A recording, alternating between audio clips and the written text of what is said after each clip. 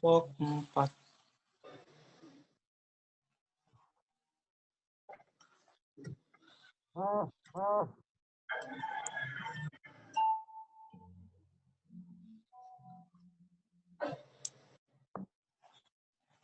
Ya, silakan Yusril Sastra. Ya, Pak. Ya, silakan dimulai. Kenapa?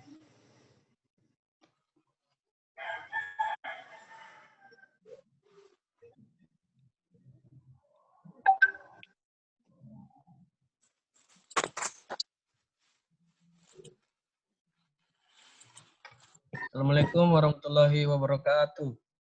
Waalaikumsalam. Waalaikumsalam warahmatullahi wabarakatuh. Baik, kami dari kelompok 4 akan menjelaskan tentang pengertian diagram lingkaran dan contoh-contohnya. Baik, materi pertama akan dijelaskan oleh Muhammad Ainung.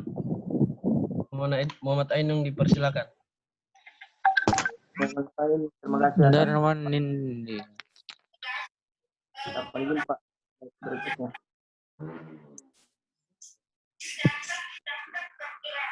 Saya akan membacakan tentang pengertian diagram lingkaran. Diagram lingkaran adalah sebuah diagram yang berfungsi untuk menentukan perubahan data atau hasil angka yang digambarkan ke dalam bentuk lingkaran. Biasanya diagram lingkaran pada soal matematika sering digunakan untuk mengetahui perbandingan dari total jumlah yang sesuai dengan pembahasannya. Dan dalam diagram batang juga digunakan untuk menggambarkan sebuah persentase data, menentukan statistik, dan lain-lainnya. Sesuai dengan pembahasan yang dilakukan, untuk mengetahui pembesaran daerah atau pembatasan daerah yang berada pada diagram lingkaran ini dalam pembahasan suatu data, tergantung dengan jumlah data dan masing-masing data yang menjadi pembahasannya. Pada diagram lingkaran memiliki 3 bentuk diagram yang biasa digunakan, yaitu diagram lingkaran biasa, derajat, dan diagram lingkaran persen. Saya kembalikan ke moderator. Baik, selanjutnya oleh Nindya Safira.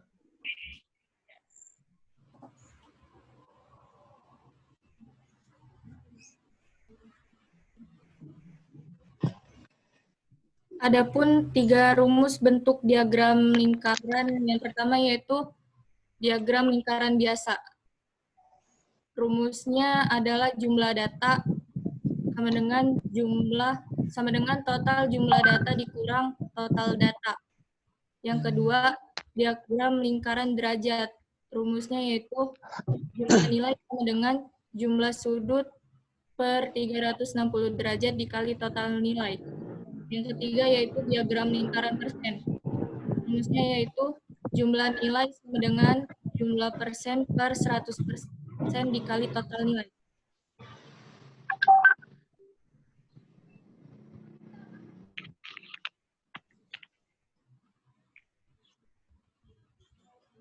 Selanjutnya oleh Muhammad Noval Gali Jupri.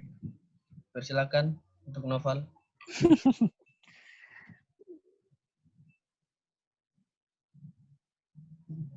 Selanjutnya, contoh permasalahan. 1. Dalam lingkaran biasa. Sebuah kelas memiliki sebanyak 42 siswa yang mengikuti bermacam-macam kegiatan dengan perincian sebagai berikut. Siswa yang mengikuti bola basket sebanyak 10 orang. Siswa yang mengikuti kegiatan sepak bola sebanyak 5 orang. Kemudian siswa yang mengikuti kegiatan pencaksilat sebanyak 10 orang. Dan sisa dari siswa kelas tersebut mengikuti kegiatan apapun. Berapa orang siswa yang tidak mengikuti kegiatan apapun pada kelas tersebut diketahui. Total siswa 42 siswa, bola basket 10 siswa, sepak bola 5 siswa, pencaksilat 10 siswa. Jadi jawabannya sesuai dengan rumus diagram lingkaran yang sudah dijelaskan di atas, yaitu jumlah data sesuai pernyataan sama dengan total data kurang total jumlah data dikurang total data yang diketahui sesuai pertanyaan. Jadi siswa yang tidak mengikuti kegiatan, total siswa dikurang kegiatan bola basket, ditambah sepak bola, tambah pencaksilat, 42 dikurang 10 siswa, tambah 5 siswa, sama dengan 17 siswa. Dari hasil perhitungan di atas, maka siswa yang tidak mengikuti kegiatan apapun sebanyak 17 siswa. Baik, selanjutnya adalah Muhammad Asmin. Silakan.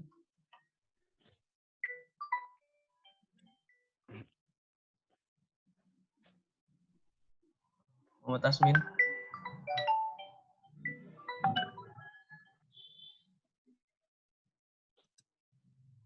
Jadi baik, masih lanjutan pada contoh pembahasan. Kali ini saya akan menjelaskan tentang diagram lingkaran derajat dengan diagram lingkaran persen.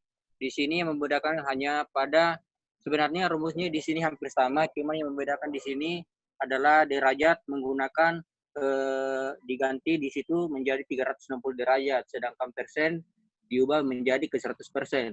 Jadi di sini contoh soal, saya bacakan saja. Sebuah sekolah memiliki sebanyak 1.260 siswa. Dan di sekolah tersebut, setiap siswa wajib mempunyai kegiatan ekstrakurikuler. Apabila data pada soal di atas digambarkan dalam bentuk diagram, dalam bentuk derajat sebagai berikut. Nah, diketahui di sini total siswa sebanyak 1.260 siswa.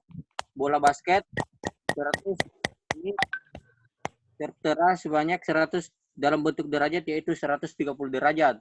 Sepak bola 100 derajat, pencak silat 80 derajat. Jawaban pertama, kita cari dulu berapa derajat siswa yang mengikuti kegiatan ekstrakurikuler musik. Ekstrakurikuler musik sama dengan 360 derajat dikurang ekskul basket ditambah ekskul bola ditambah ekskul silat. Jadi sama dengan 360 derajat dikurang dalam kurung 130 derajat sama dengan dikurang 100 derajat dikurang lagi 80 derajat. Nah, hasilnya itu hasil kurangnya tadi menjadi 310 derajat yang di dalam kurung. Kemudian dikurang lagi sama dengan 360 derajat dikurang 310 derajat sama Kurang atau dengan ditambah 50 derajat. Kemudian selanjutnya, halo. Itu kenapa Ya, dikurang di situ? Harusnya ditambah. tambah. Siap salah, Pak. Kan kalau di itu kan ekskul basket tambah. Harusnya tambah ya. Oh iya, Pak. Iya, Iya, Pak, Pak. tambah harusnya. Ya, kan, Pak. Oke, lanjut. Ya, Pak. Jadi saya ulang, 360 derajat dikurang 130 derajat, ditambah 100 derajat, ditambah lagi 80 derajat. Nah, hasilnya itu menjadi 360 derajat dikurang 310 derajat, sama dengan di 50 derajat.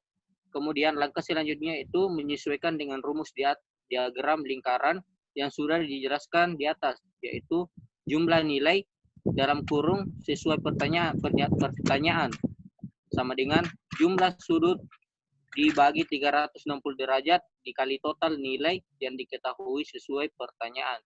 Jadi siswa yang mengikuti musik sama dengan 50 derajat dibagi 360 derajat dikali 1.260 siswa. Maka jadi hasilnya itu 63.000 dibagi 360 sama dengan 175 siswa. Dari hasil perhitungan di atas, maka siswa yang mengikuti ekstrakurikuler musik yaitu sebanyak 175 siswa. Kemudian kita lanjut pada diagram lingkaran persen. Nah, di sini sudah ada soal di mana seorang pedagang menjual sebuah baju dengan total barang sebanyak 300 buah. Apabila data pada soal di atas digambarkan dalam bentuk diagram dalam bentuk persen sebagai berikut. Bisa dilihat pada gambar tersebut. Jadi yang ditanyakan di sini adalah berapakah persen baju anak yang dijual oleh seorang pedagang tersebut. Nah, bisa diketahui di sini total semua baju sama dengan 300 buah. Kemudian baju remaja 40% dalam bentuk persen, baju dewasa dalam bentuk persen yaitu 38%. Jadi bisa dijawab pertama, langkah pertama yang harus kita lakukan adalah mencari dulu berapa persen baju anak yang dijual oleh pedagang. Persen baju anak sama dengan 100% dikurang dalam kurung baju remaja ditambah baju dewasa sama dengan 100% dikurang dalam kurung 40% ditambah 38% sama dengan 100% dikurang 78%. Nah, hasilnya yaitu 22%. Jika sudah diketahui hasil dalam bentuk persennya, kemudian menyesuaikan dengan rumus diagram persen yang sudah dijelaskan, yaitu dengan sama dengan persen baju anak dibagi 100% dikali total baju sama dengan 22% dikali 100% sama dengan dikali 300 buah menjadi 6.600 dibagi 100 sama dengan 66 buah. Dari hasil perhitungan, maka jumlah baju anak yang dijual oleh pedagang sebanyak 175 siswa. Jadi baik, itulah yang sempat saya sampaikan. Saya kembalikan kepada kopi deh. Masa tiba-tiba jadi siswa? siap baju, Pak. 66 buah ya. Mau bahaya ini memperdagangkan anak ini. Jain. Baik, terakhir dijelaskan oleh Muhammad Salhan.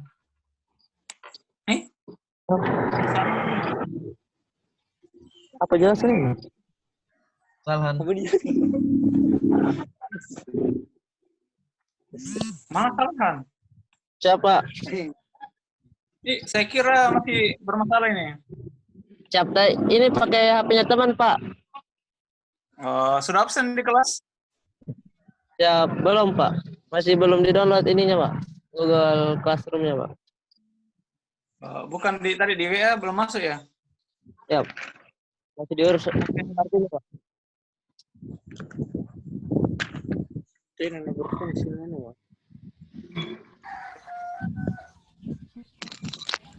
Baik, silakan Salhan. Baik, jadi dari perbandingan diagram lingkaran. Pada teori perbandingan ini sering digunakan pada diagram lingkaran derajat dan diagram lingkaran persen. Teori perbandingan ini juga sangat membantu dalam menemukan sebuah nilai apabila data diketahui sangat sedikit. Perhatikan penjelasan berikut. Persen A sama dengan nilai A atau derajat A sama dengan nilai A. Persen B sama dengan nilai B atau derajat B sama dengan nilai B. Pada data di atas tersebut dapat dilakukan perbandingan antara data A dengan data B, yaitu persen A dibagi persen B sama dengan nilai A dibagi nilai B atau derajat A dibagi derajat B dikurang nilai A sama dengan nilai dibagi nilai B. Mencari nilai data, nilai A sama dengan persen A dibagi persen B tutup kurung kali nilai B atau nilai A. Derajat A atau derajat B dikali nilai B. Kalau nilai B, persen B dibagi persen A dikali nilai A atau nilai B sama dengan derajat B dibagi derajat A dikali nilai A. Mencari nilai data persen atau derajat persen A sama dengan adalah nilai A dibagi nilai B dikali persen B atau derajat A nilai sama dengan nilai A dibagi nilai B kali derajat B. Persen B sama dengan nilai B dikali dibagi nilai A dikali persen A atau derajat B dibagi nilai B dibagi nilai A dikali derajat A. Oke, itu yang saya bisa jelaskan. Ya, dan terima kasih. Baik, itu saja presentasi dari kelompok kami. Bila ada pertanyaan, langsung saja berikan di akhir Zoom nanti. Sekian. Assalamualaikum warahmatullahi wabarakatuh. Waalaikumsalam warahmatullahi wabarakatuh. Oke, kita beri aplaus untuk kelompok 4.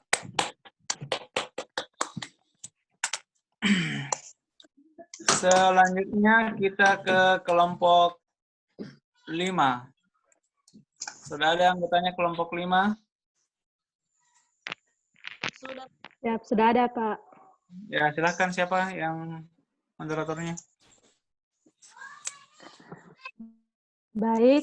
Assalamualaikum warahmatullahi wabarakatuh dan selamat pagi. Waalaikumsalam.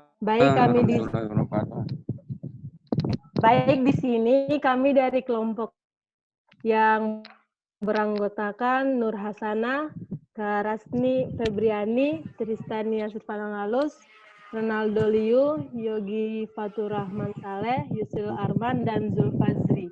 Jadi di sini materi yang akan kami bawakan yaitu penyajian data dalam bentuk piktogram. Untuk bagian pengertian disilahkan kepada Yusril Arman untuk menjelaskan. Yusril. Piktogram adalah penyajian data statistik dengan menggunakan lambang-lambang atau gambar tertentu yang teliti. Untuk penyajian data yang lain tentu saja kita bisa menggunakan gambar-gambar yang lebih menarik seperti gambar mobil, pohon, uang, dan sebagainya. Gambar yang digunakan disesuaikan dengan objek yang digunakan untuk mewakili sejumlah objek.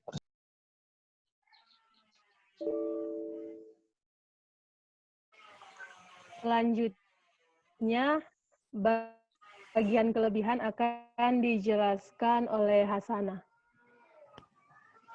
Untuk kelebihan menggunakan piktogram ini, yang pertama lebih mudah dalam menjumlahkan karena setiap gambar mewakili jumlah tertentu. Yang kedua, gambarnya itu lebih menarik.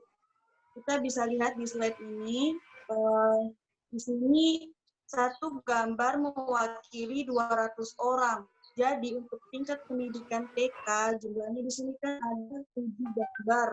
Jadi jumlah keseluruhannya yaitu 1.400 orang. Di sini ada gambar yang setengah. Setengah ini mewakili 100 orang.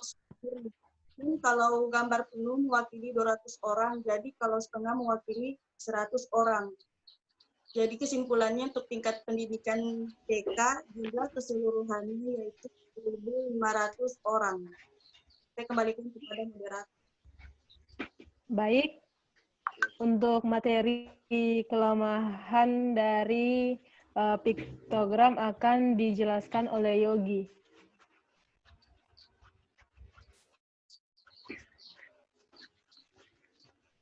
Dan 1/3 gambar dan jumlahnya dapat diwakili dengan 1 unit gambar sehingga penggunaan piktogram sangat terbatas. Dan kekurangan yang kedua yaitu perlu kekreatifan untuk membuatnya. Dan yang ketiga adalah kurang efisien dalam menggunakan tempat. Selanjutnya kita masuk pada contoh soal yang akan dijelaskan oleh Karasni. Persilakan. Baik, terima kasih atas kesempatannya. Di sini saya akan membahas contoh soal. Dari contoh soal yang kelompok saya dapat, yaitu data jumlah mobil di Desa Karangasem dari tahun ke tahun adalah sebagai berikut. Di tahun 2011 sebanyak 5.000 mobil. Di tahun 2012 sebanyak 6.500 mobil. Di tahun 2013 sebanyak 9.000 mobil. Di tahun 2014 sebanyak 10.000 mobil. Di tahun 2015 sebanyak 11.000 mobil. Pertanyaannya yaitu gambarkan data tersebut ke dalam bentuk piktogram. Jadi di sini kita dapat mengambil kesimpulan bahwa data-data itu merupakan kelipatan dari 1.000. Jadi kita bisa menyajikan data tersebut ke dalam bentuk piktogram di mana satu gambar mewakili 1.000 data. Seperti yang kita lihat pada contohnya di tahun 2011 di situ terdapat 5 mobil. Di mana di tahun 2011 ada 5.000 mobil ada 5.000 mobil. Jadi di sini satu gambar mewakili 1.000 data. Di situ terdapat ada gambar mobil yang hanya setengah. Di situ mewakili bahwa setengah mobil itu mewakili 500 mobil, di mana di data 2012 terdapat 6.500 mobil. Jadi gambar mobilnya ada 6 dan ada setengah. Begitu juga di tahun 2013 ada 9 gambar mobil, 2014 ada 10 gambar mobil, 2015 ada 11 gambar mobil. Baik, saya kembalikan kepada moderator. Baik, itulah tadi penjelasan dari kelompok kami mengenai penyajian data dalam bentuk piktogram. Kesimpulannya yaitu piktogram adalah sebuah penyajian data statistik dengan menggunakan lambang-lambang atau gambar tertentu untuk mewakili objek yang diteliti. Jadi di sini cukup mudah untuk menyelesaikan soal piktogram, di mana dari soal yang telah diketahui, di situ kita tinggal langsung memilih kita mau pakai lambang apa. Jadi tergantung dari kreativitas kita sendiri mau pakai lambang apa. Setelah itu kita tentukan, misalnya kan gambar mobil tadi. Jadi kita tentukan di sini sendiri satu mobil itu mau mewakili berapa jumlah. Jadi misalnya tadi itu kan 1.000. Jadi setelah itu langsung kita selesaikan soal dengan dari jumlah-jumlah itu diwakili dalam gambar-gambar. Mungkin cukup itu dari kelompok kami. Lebih dan kurangnya mohon dimaafkan. Saya tutup.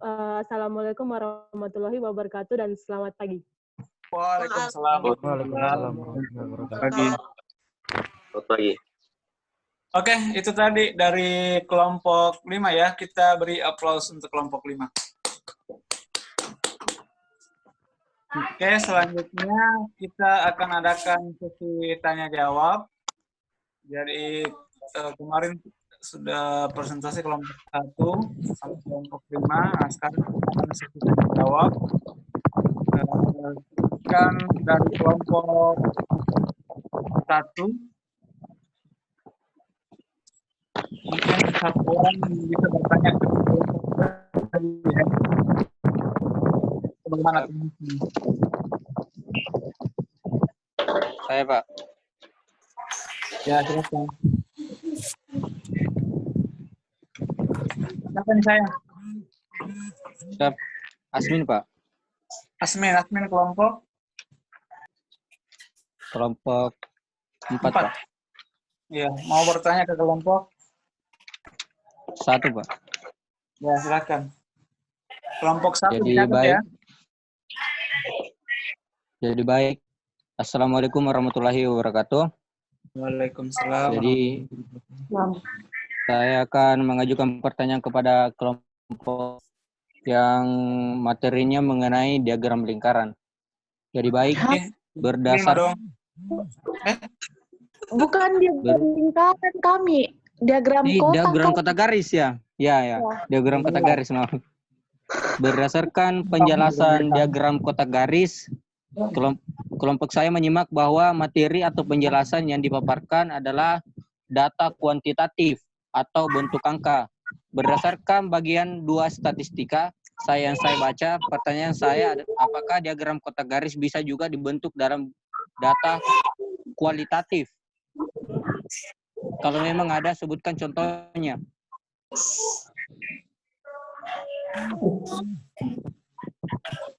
Oke ya, sudah di sini kelompok 1. Diagram, mohon diulang pertanyaannya, Saudara Asmin.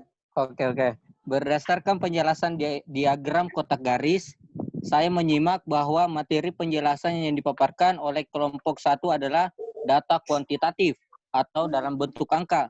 Berdasarkan bagian 2 statistika yang saya baca, bisa juga dalam apakah diagram kotak garis bisa juga dibentuk dalam bentuk data kualitatif? Kalau memang ada, sebutkan dan paparkan contohnya. Sekian, wassalamualaikum warahmatullahi wabarakatuh. Waalaikumsalam. Oke, lanjut. Untuk kelompok 2. Ada yang mau bertanya? Glodi, Pak. Ada pertanyaannya Glodi itu, Pak. Glodi mana?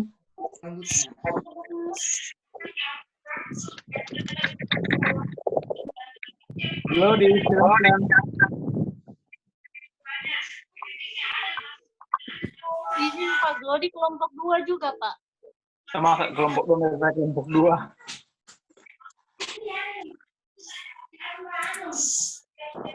Tidak ada?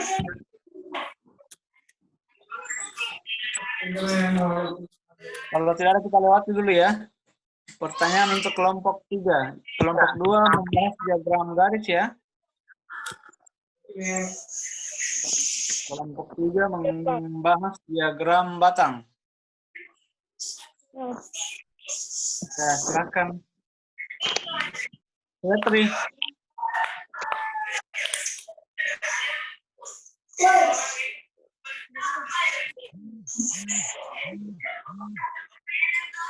Baga? Pak, pertanyaan buat kelompok 3. Ya, silakan. Dari kelompok 1 ya, Bernadette, silakan. Dari kelompok 1. Kan diagram untuk batang. Nah, di situ ada 2 macam diagram batang, yaitu horizontal dengan vertikal. Contohnya ada soal. Terus untuk penyelesaiannya harus dua-duanya atau bisa horizontal atau bisa memilih horizontal atau vertikal. Adakah perbedaannya itu kalau contohnya penyelesaiannya pakai horizontal ataupun vertikal? Oke. Bisa dipahami kelompok 3? Jadi dalam memilih ketika ada soal, kemudian diminta menggambar diagram batang, itu kita bagaimana cara memilihnya bahwa itu dia harus diagram horizontal ataupun diagram vertikal. Oke, kelompok 4. Mengenai diagram lingkaran. Siap saya, Pak. Rasmi. Siap saya, Pak. Ya, silahkan Rasmi. Baik, saya ingin bertanya kepada kelompok 4 tadi tentang penjelasannya diagram lingkaran. Dari presentasi ini tadi menjelaskan data derajat dan data persen. Apakah dalam hal ini data pada bentuk derajat tersebut dapat diubah ke dalam persen? Baik, itu pertanyaan saya, Pak. Ya, jadi apakah kalau ada diagram lingkaran yang mempunyai derajat, apakah bisa diubah ke dalam persen? Dan mungkin sebaliknya ya, kalau dia persen, apakah bisa diubah ke dalam derajat? Iya, Pak. Oke, untuk kelompok 5.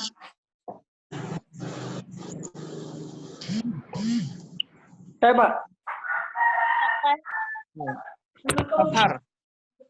Siap. Ya, silakan. Ashar dari kelompok berapa? Saya dari kelompok 1 ingin bertanya kepada kelompok 5. Kan tadi pengertian piktogram adalah penyajian data statistik dengan menggunakan lambang-lambang atau gambar tertentu yang mewakili objek. Seperti yang saya lihat tadi, apakah piktogram itu jika ingin kita menjawabnya apakah harus menggunakan gambar atau ada penyelesaian atau rumus dari soal tersebut, apakah tidak bisa berbentuk angka atau bagaimana? Oke ya. Jadi bagaimana cara menentukan piktogramnya itu? Kan kalau yang tadi mungkin yang dari kelompok 1 sampai 4 ada langkah-langkahnya. Kalau yang kelompok 5 ini tadi langsung digambar saja. Siap. Mungkin begitu ya, Karya? Ya, Pak. Oke, kelompok 3 belum ada pertanyaannya ini. Mengenai, kelompok 3 atau 2? 2, Pak. Kelompok 2, Pak. Garis ya. Siap, karena penjelasan sudah jelas kelompok 2, Pak. Jadi apa? Saya tanya dulu. Ada yang mau bertanya ke kelompok 2?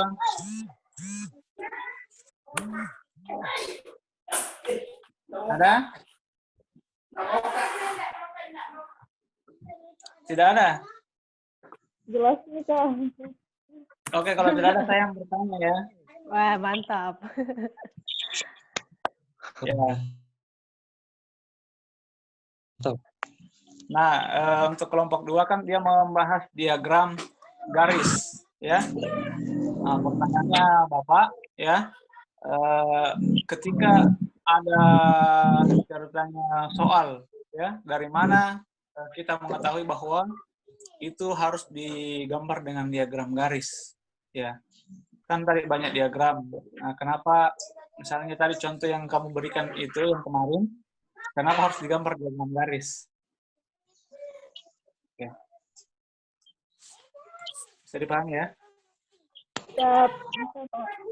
Ya, sekarang masing-masing kelompok diskusikan dulu di dalam grup WA-nya masing-masing. Nah, setelah itu berapa menit bisa nih?